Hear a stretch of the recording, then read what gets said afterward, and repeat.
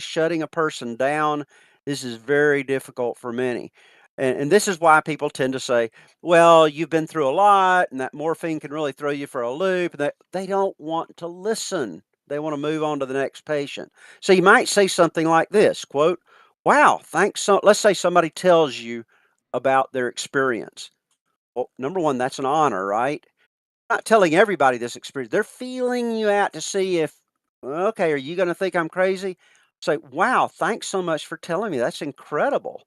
Or in the case of a distressing experience that they had, that's terrible. I'm so sorry.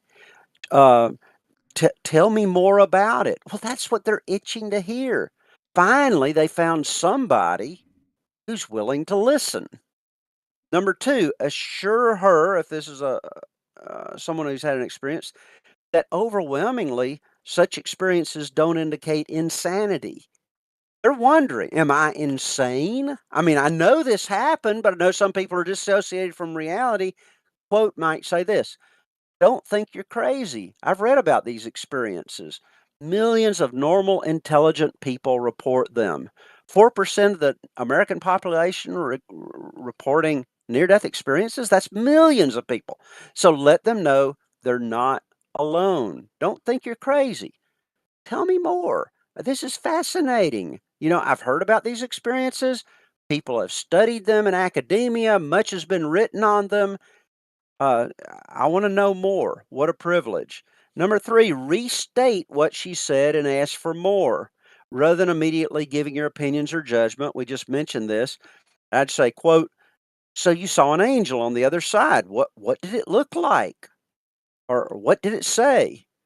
Many people report encounters of angels and visions, as well as NDEs and DBEs. Surveys have been done in the United States and in Britain, and tons of people report having seen angels.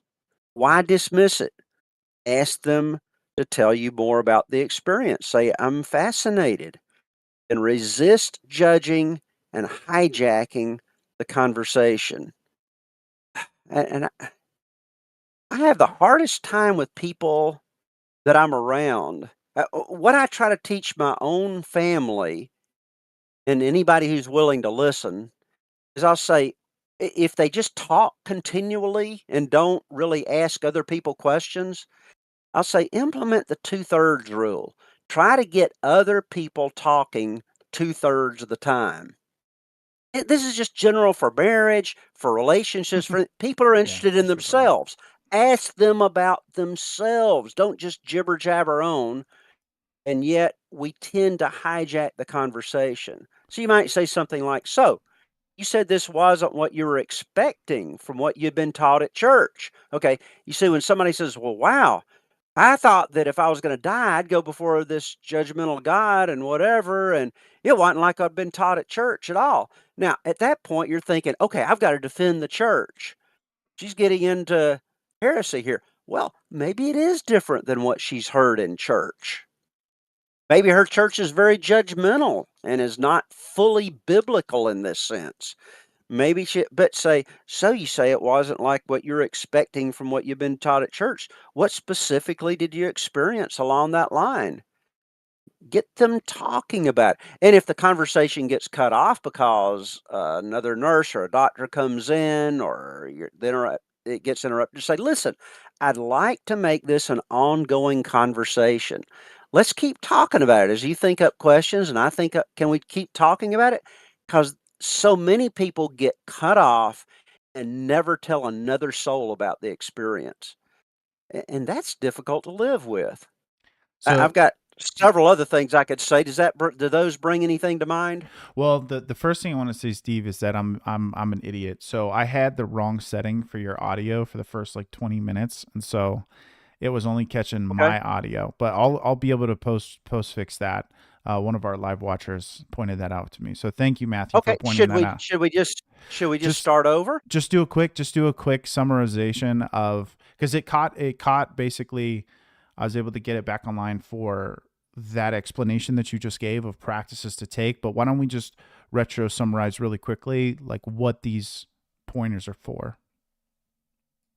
Okay. One of the most um, practically, one of the most important things we need to deal with is what to say to our loved ones and friends when they share an experience like this. This can be nurses, this can be for pastors, and just for your own family and friends, anybody, because if 4% of the population have experienced near death experiences, that's millions of people. That's 1 out of 25 of your family members or your friends. So typically, in our culture, we've been so influenced by naturalism in the late 1800s through the 1900s that we are not comfortable talking about spiritual experiences. What we're comfortable with is explaining them away in some naturalistic way, looking first for a naturalistic answer. So if you have a friend who's been through a traumatic accident and they're in the hospital and they start saying, listen, while I was out of it, I wasn't really out of it. I came out of my body and I did this. Everybody gets nervous. The nurse gets nervous. The doctor gets nervous, which he probably won't even share it with a doctor. Mhm. His close friends get nervous. His wife's sitting there thinking, "Oh my goodness, I what if somebody walks into the room while he's talking crazy? That'd be embarrassing." And so you say something like, "Oh, you've really been through a lot. And some of those drugs can really knock you sideways, and we'll talk about it later or whatever," and you cut them off rather than listening. The Bible says, Book of James, be quick to hear, slow to speak, slow to anger, quick to hear. If it's not an appropriate time to delve with it in detail, say, listen, we've got things going on here, doctors are coming in and out. Let's talk about that because I'm fascinated. And tell them, now, maybe it is a hallucination. You haven't fully unfolded it yet. He's thinking about it. He's not sure what to make of it. But that needs to be an ongoing conversation to think these things through. Quick to hear, slow to speak. Rather than coming up with the rather than thinking of what you're going to say next, fully listen. When I was in seminary, we were taught when we were counseling someone to listen to what they say and ask further questions to get them to talk more before we start trying to give answers. I think that's a great way to start these conversations. Listen rather than nervously shutting her down. Let I'll just mention. Okay, recently, over the past couple of months, I have a friend I correspond with. He's local. We've actually met together. He was an atheist because of new near-death experiences and things. He became a theist, so he fully believes in God, believes in a personal God. Not really sure about the Christian thing yet, but he had his father pass away, and then a couple of weeks later, he said, "My son said that that granddad had visited him in a dream." Um, and so I said, "Okay, well, talk to him about it." Say, "Hey, was it more than just a dream? Uh, was it realer than real? Do you think it was really granddad?" And talk about how this is very common. A large percentage of people who have had a loved one pass away will talk about them appearing in a dream or whatever. And they've determined places like Harvard and others, the psychiatry department that studied these. They had a large grief study on this. They said these people are not crazy. They're not hallucinating. We don't know what to make of them. The Harvard people said, but but it's not an indication that you're crazy. So talk to me about it. What does it mean? And I think a lot of cultures would be very open to these conversations, but in our culture, we just kind of cut it off and don't go any further. So, so did they miss the whole thing? We just had a technical difficulty where it wasn't being heard. Should I go back and mention the Dr. Afterlife again? Yeah, yeah, go ahead and mention that one again, yeah. Okay, so we were thinking probably a good overview passage to think about is the golden rule. Do unto others as you would have them do unto you. Um, taught in the New Testament. That's a very good general ethic place to start. Do unto others. And so I asked Charlie at that point, and you may have heard him if we keep that part of the video. I said, "Hey, what if you had had an experience like this? What would you want others? How would you want others to respond to you?" And he was saying, "Gosh, I'd want somebody that I could talk to. I'd want them to listen to me and not Yep. brush me off. Give the benefit of the I doubt. want I Yeah. want to." And you said you like people, and I'm the same way.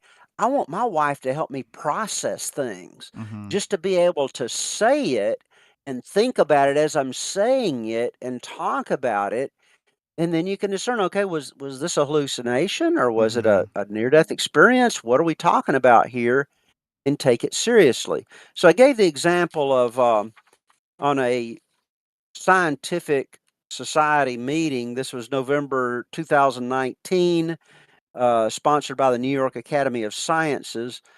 There was a conference on what happens when people die, and there was a panel moderated by Sam Parnia, who's a medical doctor, has a PhD as well, associate professor at New York University. He asked about halfway through this panel on death and trying to understand death in today's world, where we are scientifically with understanding it. He asked Dr. Afterlife, who is a professor of emergency medicine.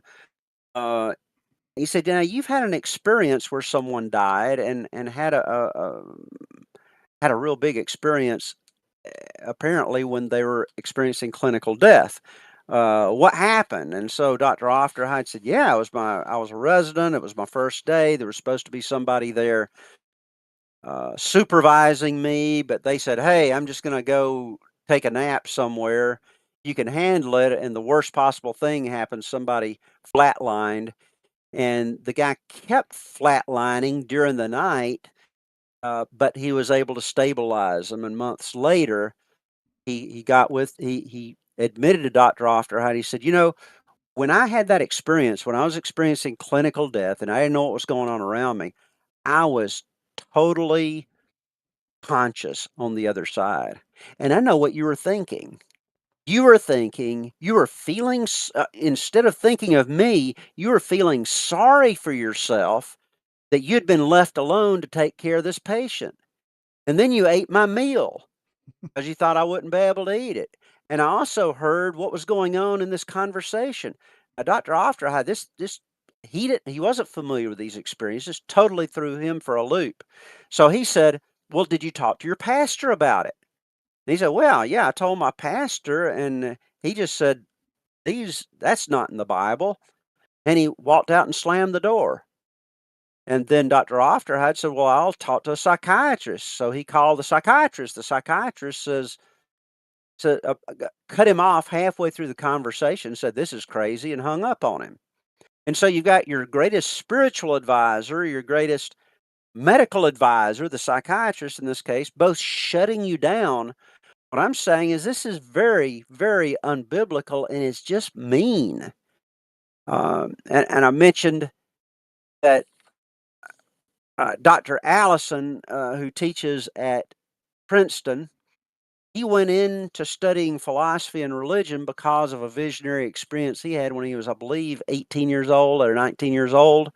And and he says at the end of his book, he said, he said, if pastors who are supposed to be experts in religion, Mm-hmm. if they have Spiritual. nothing significant to say about people's most important religious experiences that are often life changing and have to do with God, if we have nothing important to say, we're irrelevant. And he hits us pretty hard with it. So we need to get curious enough scientifically, and we need to be empathetic enough religiously to talk to these people. What they have done for you. If someone tells you this experience, this is a precious opportunity because they're not telling everybody. That means they trust you. So be quick to hear. Ask them about their experience. Ask them what happened. And I like to. What I generally find out is that people will at first be very tentative. They won't tell you the whole story, Yeah. and they may say, "Oh, I had a really big dream." Yeah, they're gonna Now they're test you. testing you out. Yeah, they're gonna They're not test gonna you say first. they're not gonna say, "I saw God and angels." I Yeah, mean, right. typically, they're not gonna say that. And so it's like the little girl in my book that was dying. She was, I believe, had cancer, was in the process of dying, and she told her mom. She said, "I want to tell you something. Will you be honest with me with a pinky promise?" So they made a pinky promise. I think she was about 9 years old, and she said, "I'm seeing angels in the room. Do you see them?" And the mom lied to her and said, "Well, yes, I see them." And the girl says, "What do they look like?" It's a testing. And the mom says, "Well, the one I'm seeing has big wings." And the girl said, "You don't have to lie to me, Mom. They Mhm. don't have wings." And but I think that's the type thing we do. We try to relate, we try to brush it under the carpet. Wow, ask them, what were the angels like? Tell me about it. What was it? Were you communicating mind to mind? Or was it, have you ever had an experience like this before? Think of all the questions that you'd like to ask. Just how real was it? Now, at that point, they'll say, well, was it more than a dream? At that point, they may start saying, well, it was real. It was as real as us talking right now. If it's Steve, a visitation from a relative, do you really think it was him? Steve, Uh, I'm having the thought right now that within the, at least on the Christian side of the house, I can't necessarily, you kind of mentioned earlier, and we should review this for a moment, is how secular society kind of really began to develop its naturalism, a hardcore naturalism in the 1800s, where kind of the supernatural aspects of reality became. You use the word embarrassed, which I thought was a good word for that, because the phenomenon does seem to be, people became embarrassed of the supernatural because they couldn't scientifically prove it, right? But again, that's kind of a philosophical problem that I think we've talked about in the past, of essentially not understanding categories and how to properly interpret those categories. But more so on the Christian side of things, people approach these experiences with the intent of, well, can I find a biblical reference to show me? And it doesn't always come clearly to them, because I don't think the Bible is meant to be a all-encompassing manual, right, on how to handle all these different procedures, so much as the Bible is attempting to give us a framework and a worldview by which to interpret reality with and through, right? And mhm. once, if you take it as the worldview lens, then these experiences make sense. But if you try to go biblically and you look for exact examples or exact procedures on how to handle a near-death experience, you don't get those, like you do get on some other aspects of how the church is to be ran. And so I think where the problem lies, with at least within the Christian community, is going into the Bible and looking for direct examples or direct procedures on how to handle these, but you're not going to find them, just like you won't find direct examples and procedures on how to handle abortion and all the aspects around abortion. But what you can find is a lens and a framework by which you can properly navigate your way through the turns and twists of how to properly look at and interpret abortion and understand it within a Christian worldview or a Christian framework. And I think you can do the exact same thing with near-death experiences and be a lot more empathetic in the way that you listen and help people go through these experiences and discern, like you mentioned, was it a hallucination? Was it a near-death experience? Was it a demonic vision? Like, what happened? And the best way to learn what that was is just simply be empathetic in the way that we listen to them and walk through those experiences with them and help them process it. I mean, you got to remember, they experienced it. They're just telling you what they experienced. It's not like they engineered the experience and now they're trying to manipulate people, which unfortunately seems to be the perspective some think that these people are taking with it. Yes, and I would qualify a little bit what you said, just because the Bible doesn't talk about, well, the Bible doesn't use the terms deathbed experience and near-death Yeah, experiences, sure. but I'm starting to go through the Bible looking at visions, and I think the overarching concept here is these are visionary experiences. Yeah. You're seeing things that other people may not be seeing, but they seem to be real. You're hearing things that other people aren't hearing, but they may be real. And so I'm working my way through Genesis. Almost every chapter there's some kind of vision. And it's not just to the most spiritual people who have been having quiet times and getting real close to God that have these visions. It's often just people who need direction. Cain and Abel, about to make a big mistake there, and God comes in a vision and warns them after the fall. He was still talking to Adam and Eve walking in the garden. So you had these visions all through the Bible, and there's much variety to these visions. Sometimes someone just hears a voice and they'll say, "Oh, I heard the voice of God." Sometimes they'll see an angel that's from God. Sometimes they'll see God in a burning bush. Sometimes talks through a donkey. I mean, you see incredible variety. And then you get to the New Testament and you see Jesus' transfiguration, and he's talking to deceased people from back in Old Testament times who are dead. Well, that's an after death communication. You see Stephen right before his death. That's a deathbed vision. Okay. So, and then you see the Apostle Paul in 2 Corinthians 12. So I think you have specifics.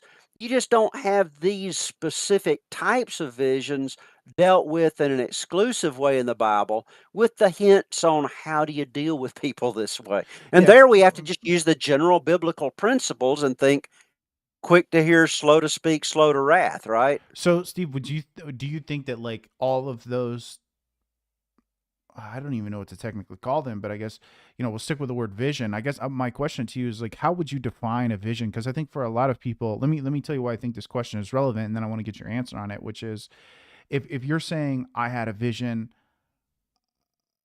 okay, you had a vision, but what's the difference between, say, like a biblical vision and somebody doing DMT and having a vision and DMT? Like, you can you see where that kind of would start to get murky? Of, Mhm. well, I had a vision too, and I had a vision. It's like, well, how do we start to qualify what visions we take seriously, and then what visions do we chalk up to you were hallucinating? It's like, that's what a hallucination is it's a somebody had a vision of something, right? But we wouldn't say that's Mhm. real, but we would say that um, the talking donkey or angels coming down, and Elijah seeing angels on the footsteps to heaven. We would say those visions are real visions versus we would say these hallucinations aren't, right? And so it's like, how do we navigate those waters? And you may not have the answer. I'm just curious because it kind of emerges naturally from this conversation. And ultimately, it leads back to our central topic, which is people don't take these visions seriously because they do think that they're just made up hallucinatory events. So it's like, how do we delineate between those? Do you have any pointers on that? Sure, and I don't have a nifty definition that I can just come up with. I'd have to go into my theological dictionaries to Yeah. see. But I think they're very much real experiences that are outside of our normal physical experience with this world.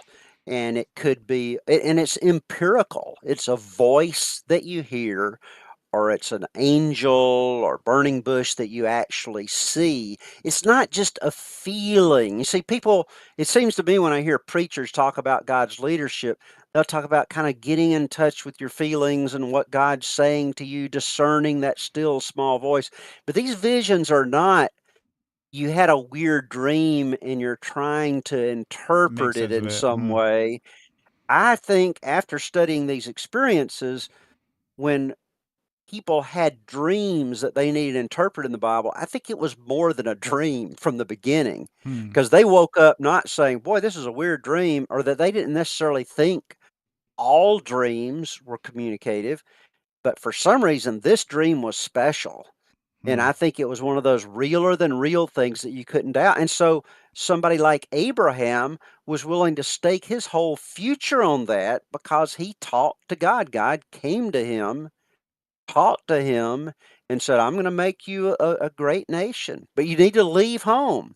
Hmm. And it had apologetic value for those he was with, because, I mean, even back then, people knew that there were crazy people around who talked about visions all the time. Apparently, Abraham was a trustworthy guy, level-headed guy.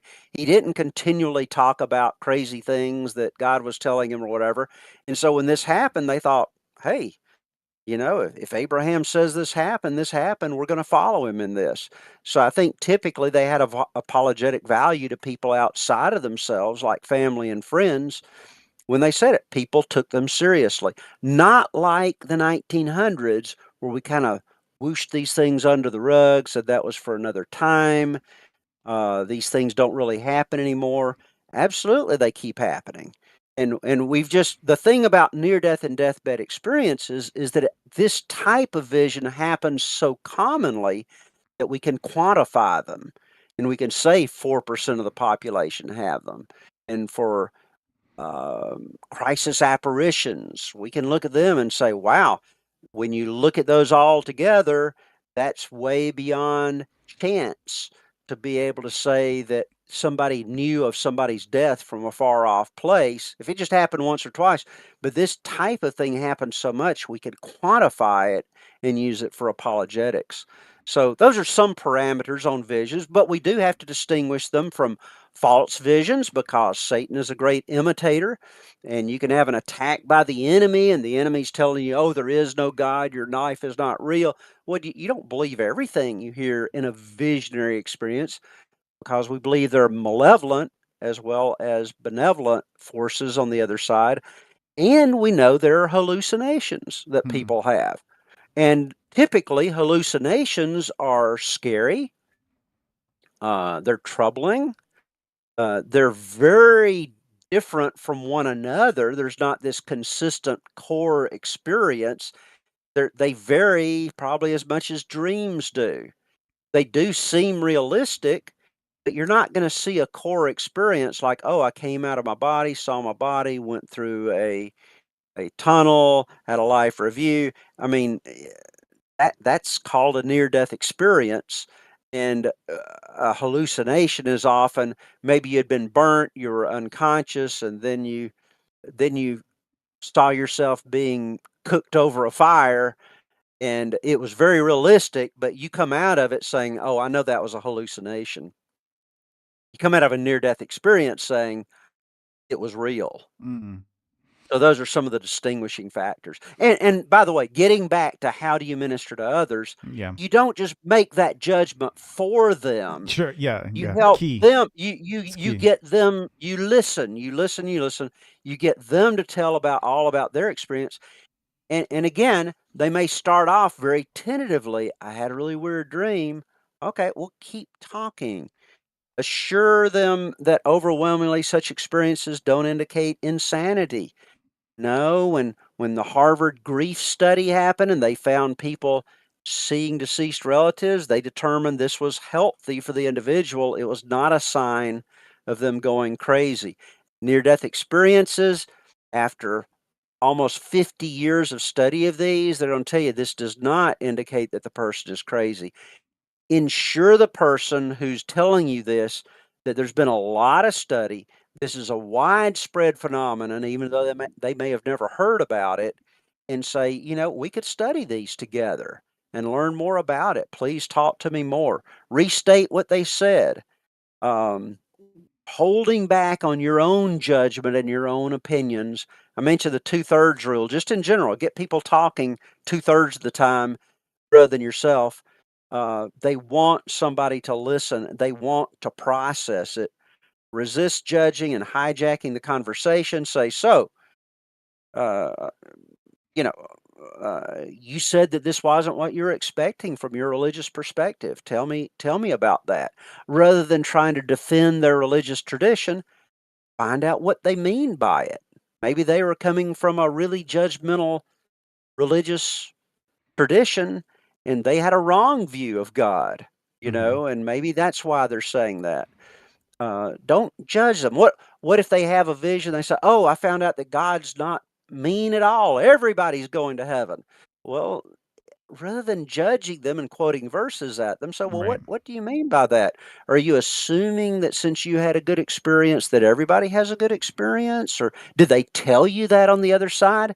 Typically not. It's just they're working through it and trying to make sense of it Well, and just blabbing out what they're thinking yeah. as they're telling you. And I make these mistakes all the time with human relationships, even like here our Earth side, where I You have can. problems with human relationships, Charlie? Well, I'm saying, yeah, obviously, yeah, I'm saying that from the standpoint of like somebody will say something, right, and then I'll walk away and I'll be like, they said this and this is what they meant, and my wife will be like, I don't think that's what they meant. And then sure enough, I can find out that what was said and what I interpreted it as are actually different. And so what Steve's saying is, if someone's telling you, for example, God is all love and no one's going to hell, right? Everyone's going to heaven.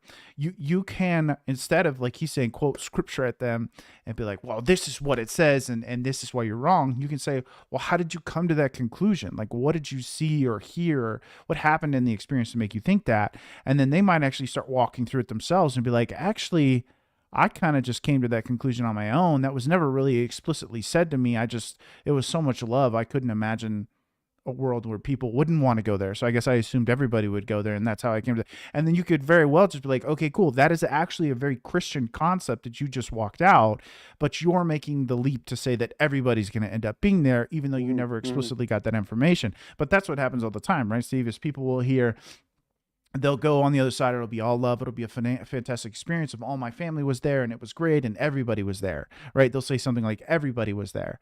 And that is an easy thing to just to explode into to something when it's nothing, right? Is I could go to a party and Steve could be like, well, who was there? And I could be like, oh, Steve, Everybody everybody was there. everybody was there. And he goes, was my grandmother there? And I'd go, well, obviously your grandmother wasn't there. And it's like, well, you just Yeah, said yeah, yeah. everybody was there, right? So it's like, those are the type of It's things being judgmental. right, It's being judgmental. it I always think of Jesus walking around with his disciples. Okay, he's got 12 disciples, okay? There at least one of them is having an awful sexual thought or an awful judgmental thought, or his mind's completely missing everything. If Jesus were continually feeling like he needed to point out everything that was wrong, nobody would want to be around him. So obviously he just let a lot of things just go. Thought, oh, there's people, having crazy ideas.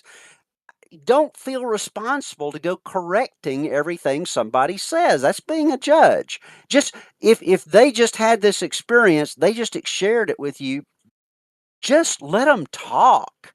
You don't have to correct everything that you think is wrong. You probably don't even understand what they mean by half what this is just your first conversation. Let them talk. Oh my goodness. And what you find out is when you ask some other questions like, okay, well, when you were talking to this angel, what was it, mind to mind, or was it verbally? Well, they may have never even thought through it. They may look up and go, well, come to think of it, I didn't really hear it. I just knew what they were communicating with me. hmm. Well, that's an indication that it may be really a near death or deathbed experience, because that's something that nobody's expecting. And in our typical dreams, people are just talking. You're not reading minds. So if you're talking mind to mind, you're thinking, "Wow, this may really be a communication on the other side." So ask perceptive questions, be curious like a scientist, be empathetic like Jesus, Help them and process it. do unto others, yeah, help them process. Resist making authoritative pronouncements. I mentioned that. Keep it conversational and open and relaxed and loving in tone rather than preachy or cold. Oh my goodness, I don't know why so many Christians come across preachy and cold about things that they don't really know anything about. I was just reading in Philippians 1 talking about depth of discernment about things, discerning the things between things that differ, discerning the best. A lot of the people who attack Christians, who attack near death experiences, are not dealing with depth of discernment or knowledge. Typically, from what I see, they've not even read the studies on near death experiences. They've read some high profile Christians say these are either hallucinations or of Yeah. the devil, and they believed them, or they read one popular book and think they're a know-it-all, but there's no depth of discernment there. And that's where we're wanting to go as we mature as Christians. And how do you get depth of discernment? You listen. You The listen to what people actually do. And then you keep going back to the Bible and saying, well, wait a minute, have I really thought this thing through? Then you go back to the research and say, maybe I don't even understand near death experiences. So you might say something like this. Let's keep talking about this. If you're thinking it through and want me to do some research on my part, I'd love to help you in any way or just be a sounding board for your ideas. And these are things that I say, even though you might consider me an expert on near death and deathbed experiences, I'm not here to preach to them. I'm still here to learn. And each person I talk to, I learn something from. Ask how, if it's she, how she interprets the experience rather than trying to interpret it for her. mhm. It's my conviction that, okay, why is it that everybody who experiences cardiac arrest and clinical death, why doesn't everybody have a near death experience? Well, I think God gives the experience to those who need it. Maybe you needed it for some reason. Maybe you were going through some doubts, or maybe in the future you were going to be going through some doubts and you'd need this experience to hang on to keep from retreating into naturalism or atheism or getting. Maybe you needed an experience with the love of God that could hold you through some future events that are going to happen in your life. But let the person try to interpret it and before you do it. Like, what does this experience mean to you? How does it impact your life? One reason it's good to get them talking, one of my students had been at a sleepover with, I believe, it was a relative or a best friend when she was young. She was a child, and she had a vision, and the friend had a similar vision at the same time. It was about death. The next day, her friend died, either drowned or something along that line. All the years, she said, I just wonder, was this given to me so that I could stop it from happening? Well, that's something people worry about. If they foresee the death of a friend or something, they wonder, well, was I supposed to stop it from happening? Well, from all my research, I've never seen a case where I felt like that was the reason it was given. Mm. Maybe you just needed some encouragement that there's a God looking over you and that God knew about this and that the whole world's not out of control. But they have questions which if you make it an ongoing conversation, then as things come up, they'll be willing to talk about it.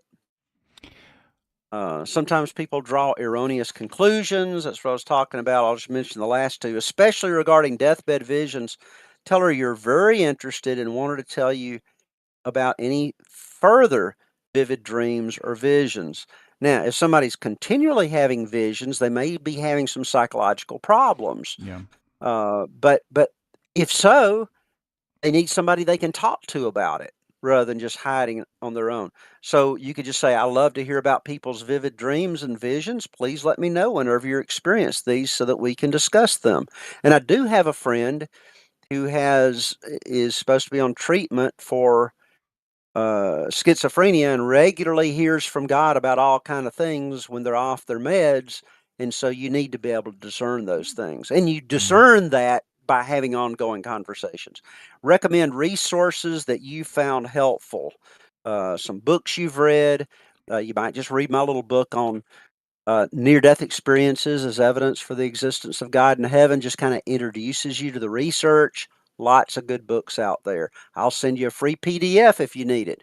But it's a good people love to go deeper in things they're vitally interested in. Since they're vitally interested in their experience and understanding it, try to help them get into good literature rather than letting some cult person explain it from their viewpoint and their worldview. Help them through it.